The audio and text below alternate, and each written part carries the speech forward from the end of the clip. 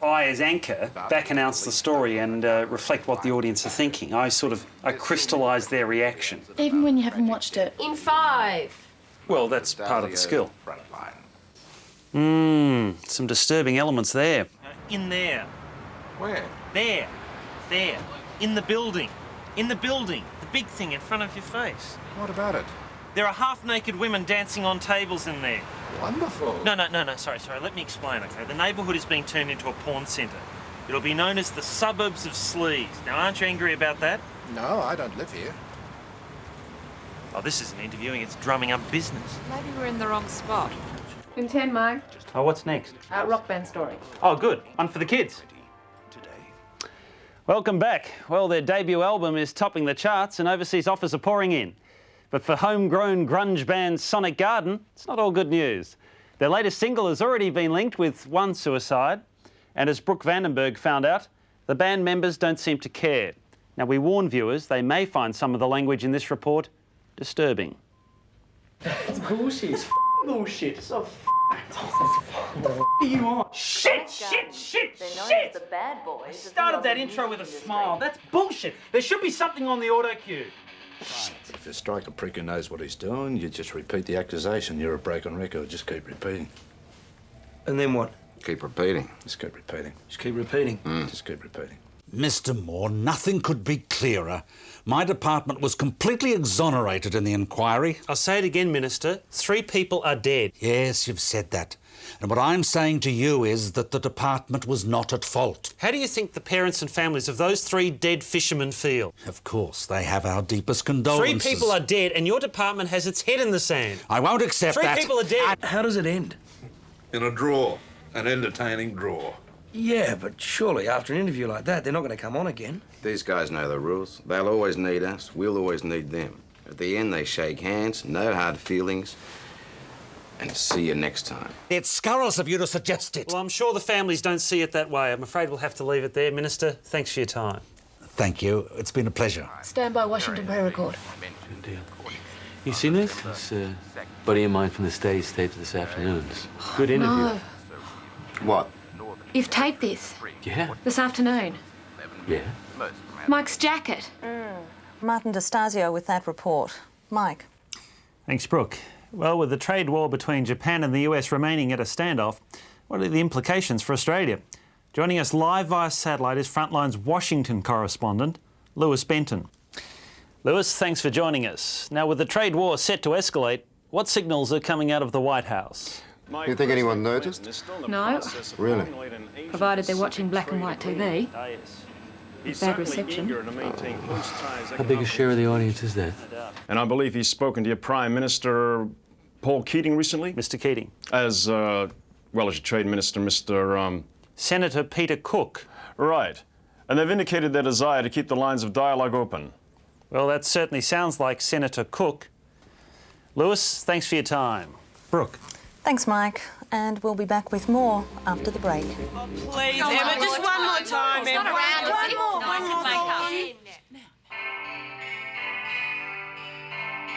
Hi, Emma. Edit it there. In the world of current affairs, it's nice to know you've got a friend. Sometimes I guess it's easy to get a little carried away with work. I love my work, but you've still got to take time out to smell the roses. Mike Moore, 6:30 weeknights on Frontline. Well, ladies, are we in love with him? Head over heels. Then we got our Friday night comedy spot. Tonight on the show, the health debate. And we're joined live in the studio by Opposition Leader Dr. John Hewson. Dr. Hewson, thanks for your time. You're welcome. Now, you're about to unveil some major new policy statements in the area of social welfare. Yes, and we're very excited about these plans. Well, don't you think that's a little cynical? I mean, prior to last election, you didn't have a single social welfare initiative. Yes, we did. Well, would you like to name one? Look, I'll name 5. We plan to increase expenditure on childcare, provide tax relief for self-funded retirees, increase the budget for women's health, boost the funding for the mentally ill, and pump $300 million, that's $300 million into the non-government welfare sector. And I can show you the policy statements if you want. Well, no, I mean that's all ancient history now. Hang on, you brought it up. Yes, then I'll bring up something else. The leadership issue. And what about it? Well, This poll here puts your popularity at just 33%. Now, are you sure you have the support to stay on as leader of the Liberal Party? I mean, surely Bronwyn Bishop has a stronger claim. Go, Mike. Perhaps I can ask you a similar question. I'm sorry? Look, we've all got our polls. Take a look at these Nielsen rating figures. Less than 18% of people think that you should be hosting this show, or at least that's all that's watching. Maybe you should step aside, mate. Well, let's get back to the issues, shall we, Dr. Houston? Your new health policy. Tell us about it. Someone call an ambulance. Senator Pauline Hanson. She's not a senator. What? She's a member of the lower house. There are houses there, are there? Don, blue hat, stay focused. All right, Minister Pauline Hanson. Now, what's something she said recently? She hates migrants. Okay, now where does she get her ignorant, prejudiced view from? Oh, I don't know. Come on, Dom. Green hat. Green hat. There'd be her friends. Friends. There'd be her lack of education. The media? What? She'd get a lot of her ideas from the media. What's your name? Ray. Okay, Ray. We're talking about where she gets her prejudiced views from. Yeah. Oh, you're saying we cause prejudice? Give you an example. This will be good. My wife's a Filipino. Really? What's her name? Dom. We go out together. People think she's a mail-order bride. That's shows like yours that present those views. I think you're picking an isolated case, Ray. Well, I'll give you another. Mate of mine's an Arab. Everyone thinks he's a terrorist. A lot of them are. I don't think you watch our show, Ray. They think he keeps his wife as a slave. Because all the women have to wear veils. Dom. I've seen it on the show, Mike. It's terrible. Much longer, Ray? Nah, all fixed up. Good on. Thank you. Thank you for doing that. Very nice of you to come in. It was nice. Ignorant, working class fool. Now, where were we? That politician lady. No, I'm sick of her. I've already given enough publicity. What's something else on my mind? Your new car? Yeah, well, let's do the car. That actually is on my mind. She is a frightening woman, Jeffrey Salter. Yeah, I think she's a little misguided. Misguided? I say she's dangerous. Really? Which aspect? Oh, all of them. The whole speech she gave. Well, she said a whole lot of things in that speech. It's a bit simplistic to just lump everything together and say, are you for her or against her? Are you for her? No, I'm just saying it's a Jeffrey, little bit... we have seen the devil. And she is a fish and chip shop owner from the town of Oxley. Mike, there's this famous old legend about the devil. Oh, yeah? Good. Good. I like legends. This man, he goes out into the desert in search of the devil. Spends 40 days looking for him. Can't find him. Oh, that's sad. Finally, he looks up at the sun, the truth, the light, God. Turns around, realises the devil is his own shadow. So he did or didn't find the devil? The devil was his shadow, the shadow we cast. It doesn't make sense, Jeff. Who wrote that?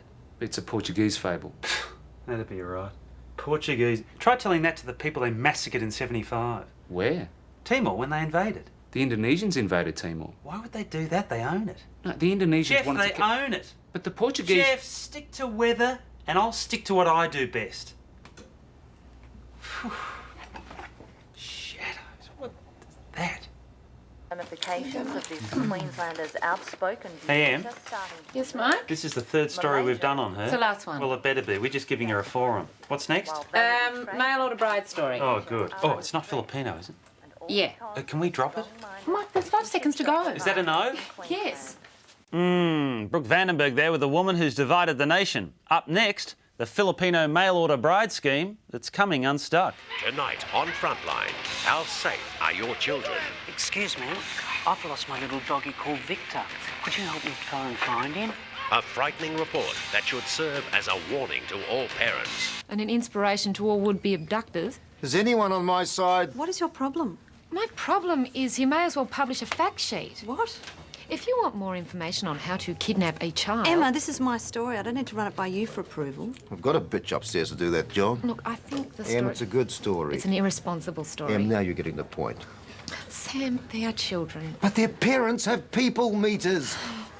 God, I can't believe I'm laughing at that. The story is irresponsible. I'm getting a coffee. Let's put this to bed once and for all right? Who do we have a responsibility to? The viewers? To the shareholders of the network to provide them with good ratings. But if something is completely irresponsible... If we can get away with it, fine. Look, the day that balanced, well-informed discussion of serious issues rates, I will be the first one to start providing it. Until then, it's Nazis, freaks and killer vaccinations. And kidnaps. Look, Mike will nod at the end of the story and say something like, let there be a lesson to all parents that an act of irresponsible journalism becomes a community service. Certainly a warning for all parents. Brooke Vandenberg there. Now, coming up after the break, could a simple vaccination kill your child?